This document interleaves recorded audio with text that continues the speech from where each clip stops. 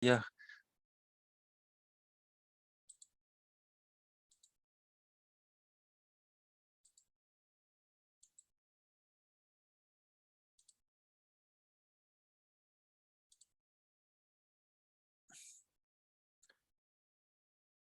Hola, ¿ya pueden ver el PowerPoint?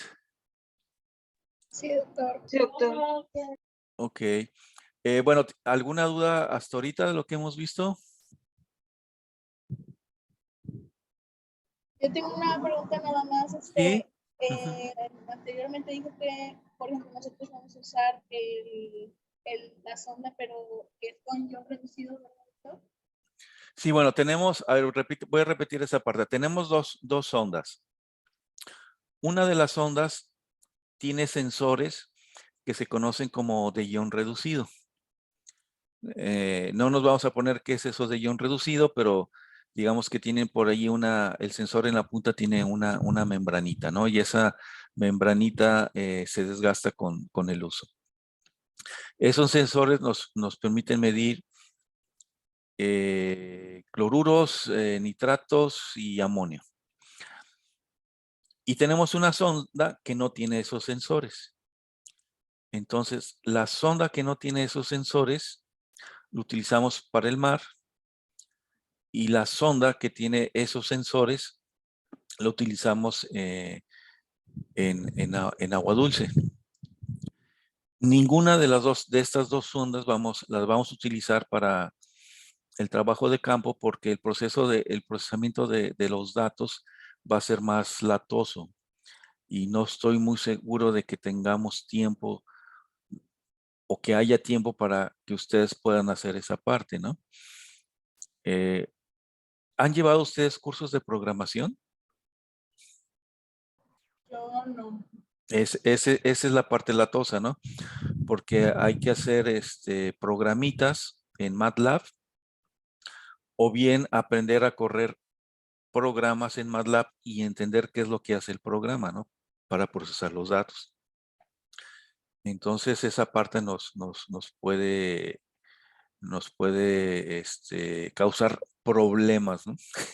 En cuanto que pase el tiempo y no hay resultados y a lo mejor ustedes tienen que presentar cosas. Por eso no vamos a utilizar esas ondas. Pero sí es importante que ustedes sepan que existen, ¿no? Y una de las cosas que a mí me interesa resaltarles es este tipo de gráficas, este tipo de perfiles. Fíjense cómo cerca de la superficie hay valores de oxígeno disuelto o concentraciones de oxígeno disuelto en miligramos por litro, pues digamos del orden de 5, ¿no? Y sin embargo, en el fondo tenemos mayores concentraciones de oxígeno disuelto. Y por supuesto, muy cerca de la superficie hay una zona donde la concentración de oxígeno disuelto disminuye hasta un valor que prácticamente se mantiene constante al fondo, ¿no? Entonces, aquí lo que hay que aprender es que la concentración de oxígeno disuelto y de muchos parámetros físicos, químicos y biológicos no es constante en toda la profundidad. Hay variaciones y hay procesos químicos, físicos y biológicos que producen esas variaciones, ¿no? Entonces, esa es parte de los estudios que se hacen tanto en cuerpos acuáticos como en el océano. Por cuerpos acuáticos me refiero a dulceacuícolas, agua dulce. Y la idea es, lo que uno busca es entender por qué se producen estas variaciones, ¿no? Y eso es parte de entender el ecosistema, ¿no? O de entender pues qué ocurre en el agua dulce que produce estas variaciones, ¿no? Lo comento porque mucha gente cree que en toda la columna de agua, si tú mides en la superficie, va a ser lo mismo que mides en el fondo. Y no necesariamente es así, ¿no? Puede ser que en algunos sitios sí, puede ser que en otros sitios no. Bueno, entonces, aquí lo que hemos visto es lo que es una una sonda. Vamos ahora a pasar a, a lo que es el... bueno, antes de pasar al CTD. Entonces, aquí lo que estamos haciendo es midiendo en un solo punto, ¿no? Pero si nos vamos a toda una área, podemos medir en varios puntos. Y con la información que se obtiene de medir en varios puntos, podemos conocer cómo varía un cierto parámetro físico-químico, en este caso son sólidos totales disueltos en gramos sobre litro, en toda una zona, ¿no? Entonces, si se fijan, si recuerdan, a ver si se pueden ubicar, esta es la laguna de Champañán, aquí donde está la Palapa, el potosino andaría por aquí. Déjame ver si puedo poner aquí el puntero láser, ya está. Entonces el potosino anda por aquí. Aquí está la Palapa, por aquí están los muellecitos donde están las lanchas de pedales. Y por acá está el islote que está enfrente de la Palapa, que ahora el gobierno actual le llama la Isla de la Esperanza. Aquí está el malecón, o sea, uno puede caminar todavía dentro del Parque Laguna de Chapañá en esta zona. Por acá está el muelle de pescadores, ¿no? Y por aquí, en algún punto, por aquí está la Bocatoma Hidalgo.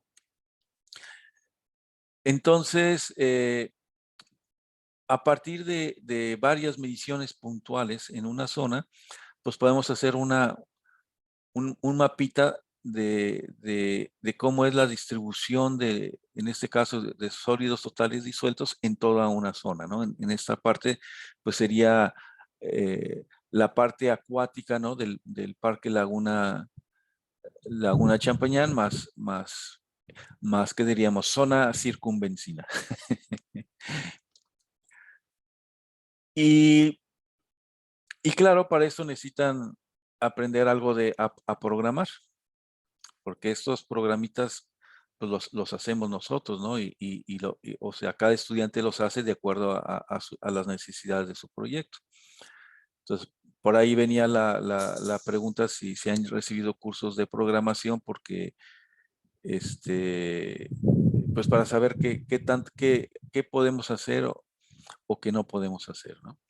Fíjense cómo en los ejes está en función de la longitud y la latitud, o sea, cada punto tiene una posición geográfica, tiene una asociada a una latitud y una longitud. Y también graficamos una escala, que es esta, para indicar que de este puntito de inicio a este puntito final son 200 metros, ¿no? Entonces nos da una idea de la distancia en metros de toda la zona. Eh, Ahora, pues insistiendo un poquito, ¿no? Esto de para qué nos podría servir esto de conocer los iones y los cationes. Bueno, aquí les escribí un poquito más. Las plantas térmicas para generación de energía eléctrica requieren equipo para generación térmica, el cual también se utiliza en muchos procesos industriales para la generación de vapor. Y en particular, pues, sistemas de circulación y enfriamiento de agua, ¿no?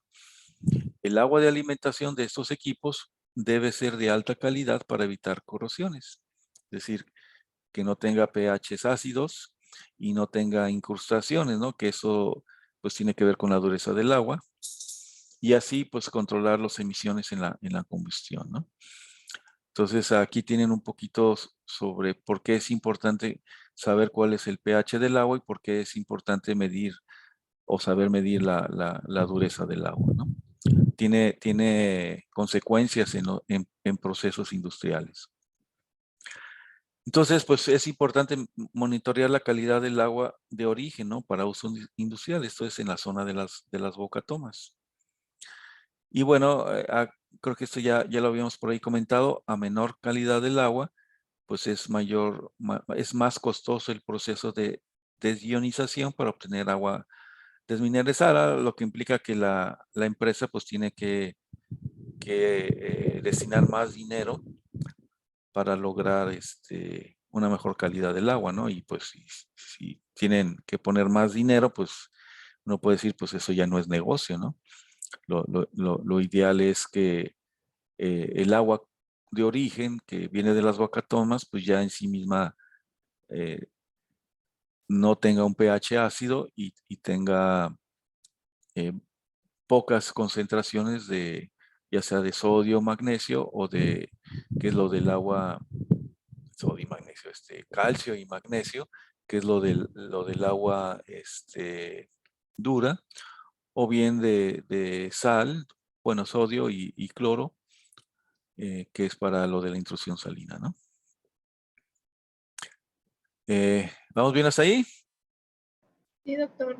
Sí, Ahora, doctor. ok, ahora sí entramos al CTD, que es el aparato que por ahí presentaron, en el documento que me mandaron en el PDF, traen ahí unas fotos de un CTD, ¿no? Entonces, este es el CTD. Este sí lo vamos a utilizar en la salida de campo. Entonces, fíjese que si les interesa esto de los materiales, el marco está hecho de titanio. No es acero inoxidable, es titanio. Y el titanio es caro. Y el titanio es mucho, mucho, mucho más resistente a la corrección que, que el acero inoxidable. O el, ¿cómo le llaman? El galvanizado, ¿no? Entonces, lo que hace este aparato es que se sujeta a una cuerda. Fíjense que la sonda va sujeta a un cable, ¿eh? No, aquí el CTD va sujeto a una cuerda. Bien amarradito para que no se pierda. Y después se pone, o sea, fíjate, y aquí ya estamos hablando de la metodología, más específica, lo que ustedes por ahí hablaban como un formato, ¿no? Entonces, lo que hacemos con el CTD es que lo dejamos unos minutitos sobre la superficie del agua para que se estabilice la temperatura y después lo dejamos caer, va en caída libre. Esta cuerda tiene unos tapes graduado cada 10 metros. Entonces, la cuerda esta tiene 160 metros, pero el CTD se puede bajar hasta 100 metros. Fíjense la diferencia, es 100 metros contra 25 metros de la sonda, si esta no tiene los sensores de iones reducidos, ¿no? Es una gran diferencia. Y una vez que llega a la profundidad que uno desea, por ejemplo, 60 metros, pues ahí uno está deteniendo la soga. Se mide la latitud y la longitud en unos formatos y luego ya se empieza a subir, ¿no? Por supuesto, cuando en el momento que el CTD se pone en la superficie del agua para que se estabilicen los sensores, pues también en ese momento también se registra la hora y la posición geográfica, latitud y longitud con un GPS manual, ¿no? Y eso se anota en unos formatos de campo, ¿no? Como unas tablitas que ya veremos más adelante.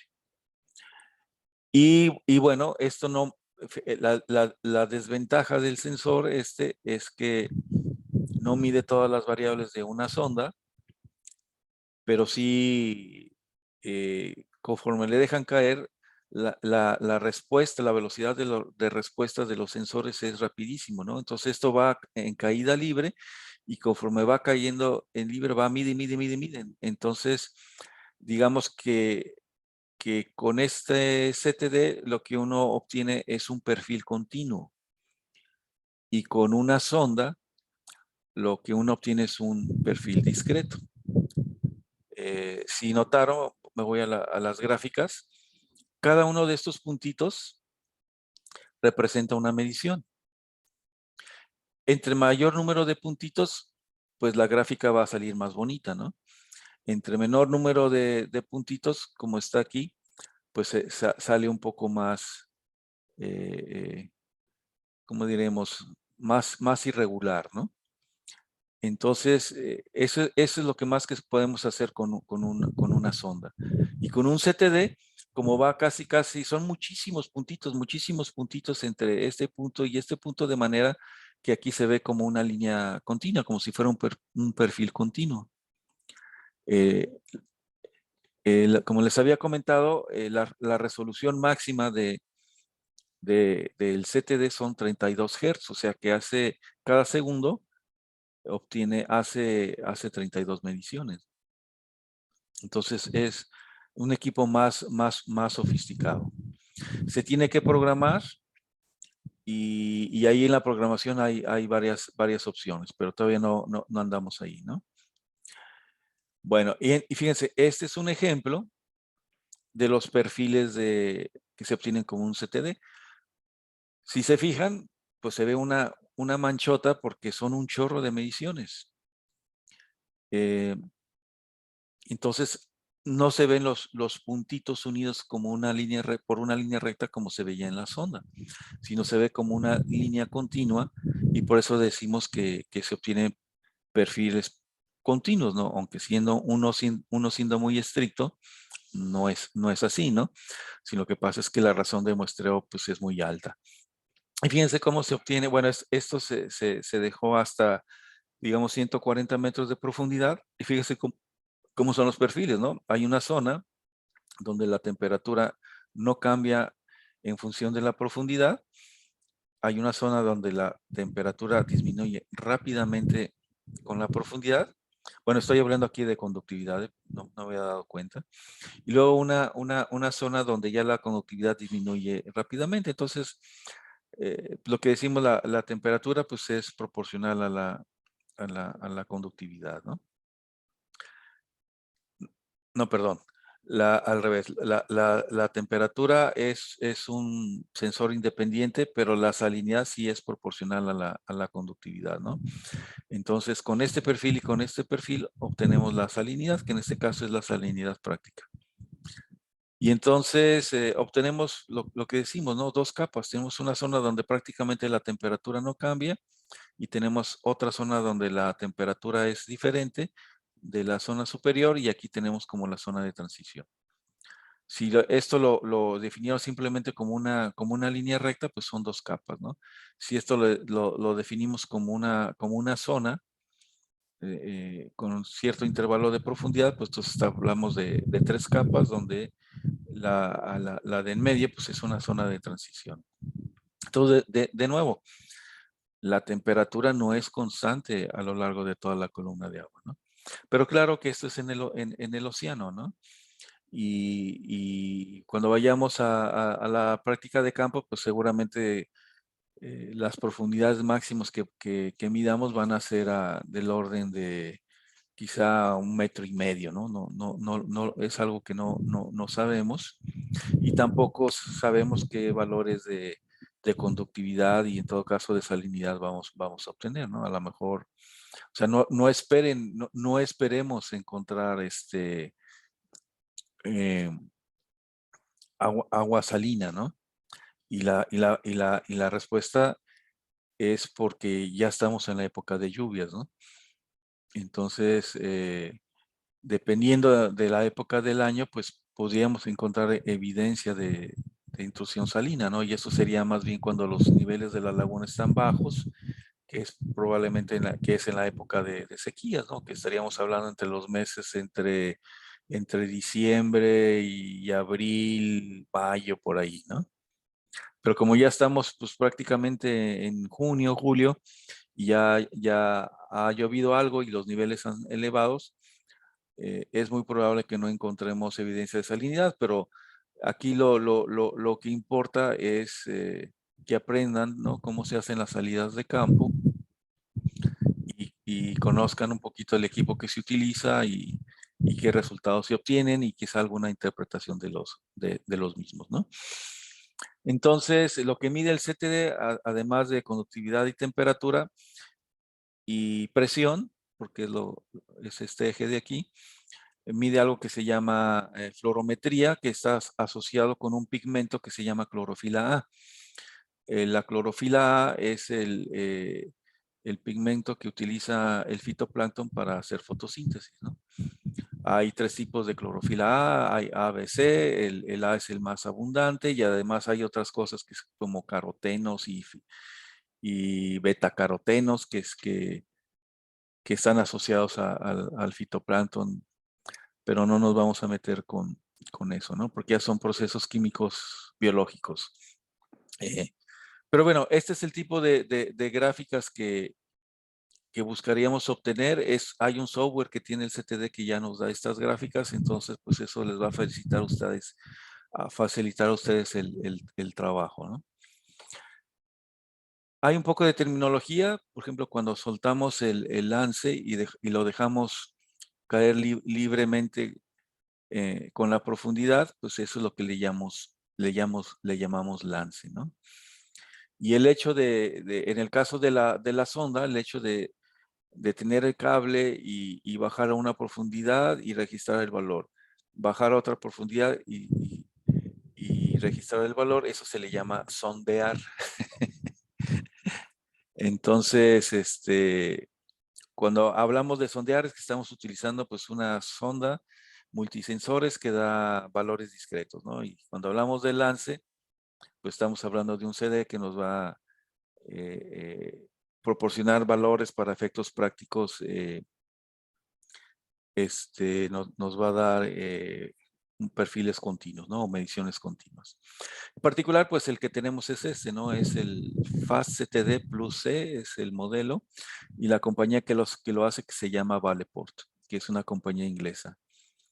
La compañía que hace la sonda, pues es Hydrolab, que a su vez debe ser parte de otro consorcio más grande, ¿no? Pero digamos que esa es gringa. ¿Vamos bien hasta ahí?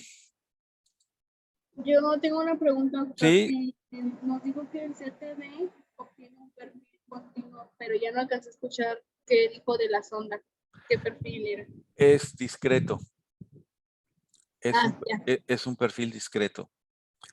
Y lo notas porque cada puntito aquí en el perfil, en la gráfica, es una medición. Entonces, como este perfil, o sea, lo que tiene es dos puntitos unidos por una línea recta, ¿no? Dos puntitos unidos por una línea recta. Entonces, este perfil no es continuo, ¿no? Porque tienes bien poquitos puntos para tener toda la forma de esta curvita. Entonces, por eso se le llama un perfil discreto. Y si te fijas en este, pues no puedes distinguir dónde están los puntitos porque son un chorro. Son un chorro y bien pegaditos por ellos. Entonces, y eso se debe pues a la razón de muestreo, ¿no? Que son 32 Hz. Aquí está a la razón máxima. Entonces, por eso uno dice que aquí el muestreo es continuo, ¿no? Si es uno muy, muy estricto, pues en realidad no es continuo, pero para efectos prácticos, para lo que podemos visualizar con nuestros ojos, es continuo, ¿no? ¿Vamos bien hasta allí? Sí, doctor. Sale, entonces me paso a la siguiente. Bueno, aquí ya les voy a tratar de explicar un poquito qué es lo que vamos a hacer. De nuevo, o sea, tenemos el océano, el agua salada entra a través del río Pánuco. Y luego tenemos estrictamente es la desembocadura del Tamesí, aunque ahora ya está todo modificado. Por aquí viene el Tamesí y hay aquí dos entradas, ¿no? Aquí hay una entrada o una comunicación entre el Tamesí y el Pánuco. Y aquí hay otra comunicación entre, digamos, lagunas asociadas al río Tamesí y el Pánuco, ¿no? Y aquí se ve como una islita, ¿no?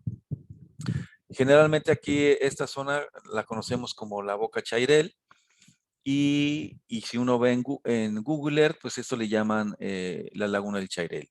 Estrictamente los ingenieros hidráulicos dicen que no es la Laguna de Chairel, que es la Laguna de la Costa, pero bueno, no, como quiera que se llame, pues esta laguna, por el hecho de estar en contacto con el río Pánuco, y a su vez por el río Pánuco al estar en contacto con el mar, pues va a producir que esto sea agua salobre, ¿no? En términos primitivos uno diría que es agua salada, pero en términos un poco más precisos, pues es agua salobre. Y bueno, pues hay toda una serie de diques, ¿no? construidos, que es lo que impiden que el agua salobre de aquí, pues entre, ¿no? Se mezcla con esta zona que es agua dulce o se mezcla con acá que es agua dulce. Este creo que es la Vega Escondida y lo que llamamos Laguna del Chairel, pues es también esta pues aquí, y de hecho aquí nos marca el parque Fray Andrés de Olmos, ¿no? Donde también hay lanchitas y luego rentan paseo o hacen paseos, ¿no? En catamaranes. Y por aquí dan dar las regatas Corona. Entonces es para ubicarnos, ¿no? Acá está la Laguna del Carpintero. Entonces, esto es la Laguna del Chairel, pues esto también es la Laguna del Chairel. Uno podría decir que todo esto es la Laguna del Chairel, pero pues como está una zona, no tiene tules y otra sí tiene tules, pues ya están como separadas, ¿no? En fin, son consecuencias de la urbanización. Y bueno, esto ya es lo que conocemos como el Canal del Camalote. Este es el río Tamesí. Este es el Canal del Camalote. A lo largo del Camalote hay como 6 diques y hasta donde sé todos los diques tienen fuga. Y cuando el nivel del agua dulce es mayor que el nivel del agua salada, pues el agua salobre no va a penetrar, o sea, no va a haber intrusión salina, pero en las épocas de sequía puede correr el riesgo de que el nivel de agua dulce sea menor al nivel de al nivel del agua salobre, entonces esto da pie o posibilita que haya intrusión salina a lo largo del estero del Camalote, ¿no? Del canal del Camalote, ¿no? Creo que los estero del Camalote específicamente le llaman acá, porque por acá están las compuertas que le llaman Mata la Moteada, ¿no? Y por supuesto, por la falta de mantenimiento de los diques, que son muy debiluchos, o es simplemente un tabla estacado, pues si el disque se rompe, pues con más razón va a entrar el agua salobre, ¿no? Que es pues lo que ocurrió en abril ¿de qué año? Del 2020, creo, ¿no? Hace 2 años, ¿no? Que se dispararon las alarmas. Entonces, si se fijan aquí, esta línea que se ve aquí, es la frontera entre Veracruz y Tamaulipas. Y esta frontera es donde está el canal Camalote, ¿no? Entonces, esta frontera que está aquí es esta zona que está aquí. Entonces, si nos damos vuelta por la izquierda, por aquí hay un canal. Este canal lleva a la laguna de Champañán y lleva a la Palapa. Entonces, nosotros vamos a salir por aquí. Llegamos al río Tamesí, damos vuelta río abajo. Y como dicen, en el primer canal damos vuelta a la derecha y ahí entramos al canal de Camalote, ¿no? Entonces la idea es hacer pues mediciones en varios puntos. Ya me salió en actualizar, nos quedan 10 minutos. Entonces, vamos a llevar una serie de formatos. En esos formatos se pone la hora, se pone el número de la estación, de 1, de 2, de 3 son números de estaciones donde nos vamos a parar con la lancha, vamos a bajar el CTD, tomamos mediciones, pum, tomamos la posición geográfica con latitud y longitud, yo creo que sí me voy a llevar ahí un anemómetro a ver si hay viento, y luego pues hay comentarios.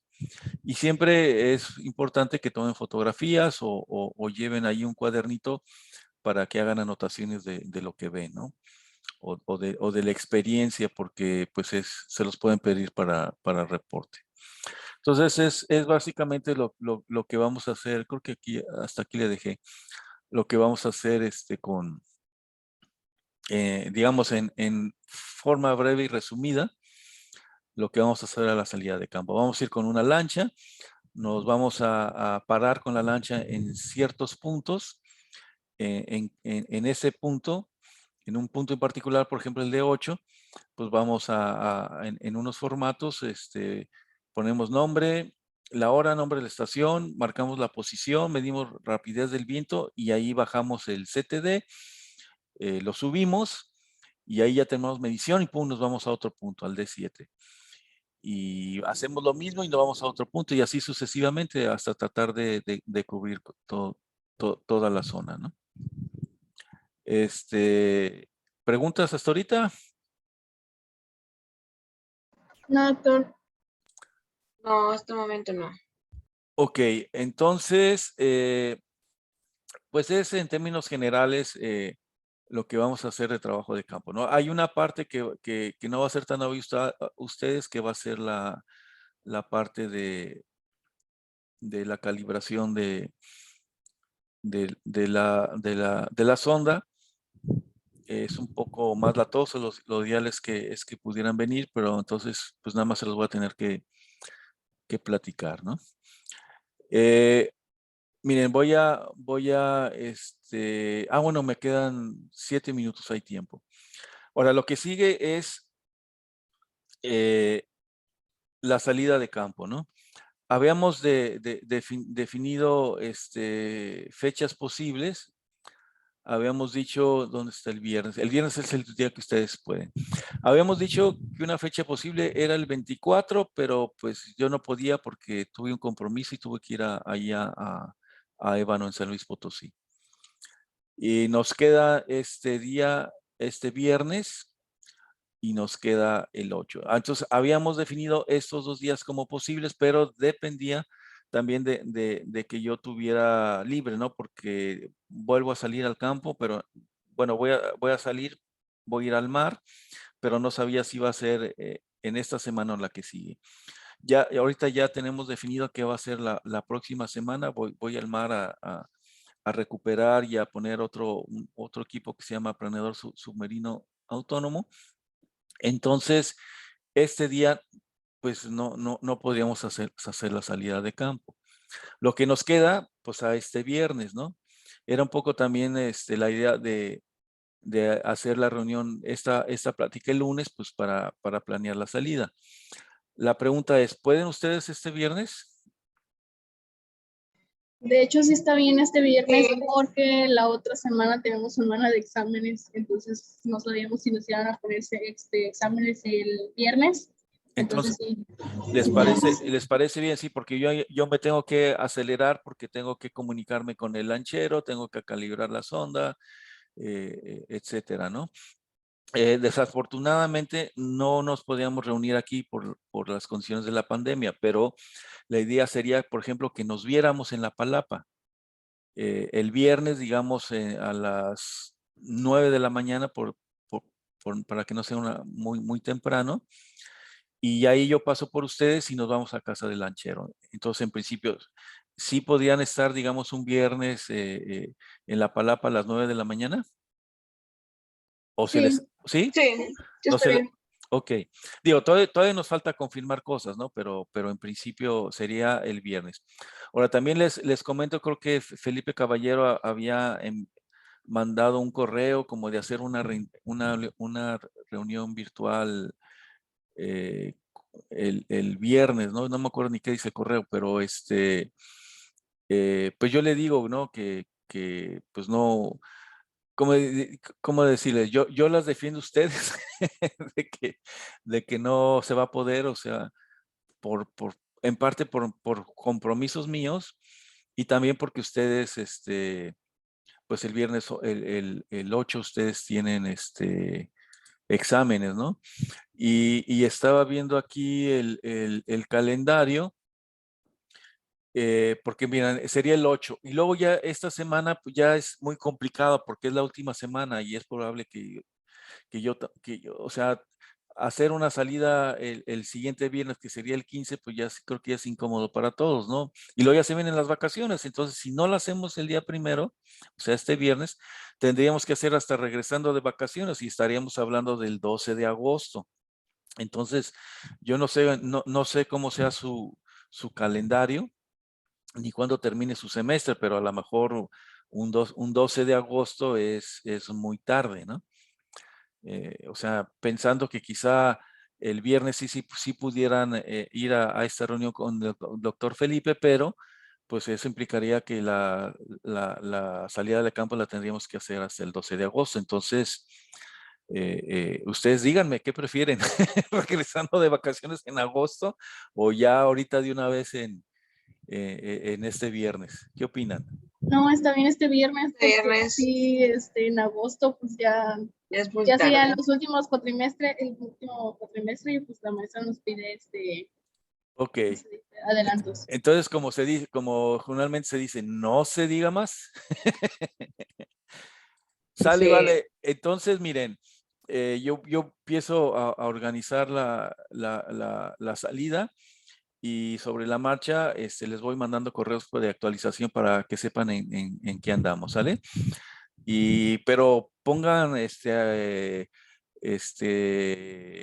pendientes de los correos porque a lo mejor andan en otras cosas y ahí no los ven o como comentan, ¿no? Se les acumulan con un chorro de correos y a la mera hora unos ven y otros no. Pero sería eso, ¿no? Y pues esta reunión, de hecho le pongo de una vez ay. Sí, sí está pensé que había puesto no grabar. Pero sí, entonces ahorita ya detengo la grabación en este momento.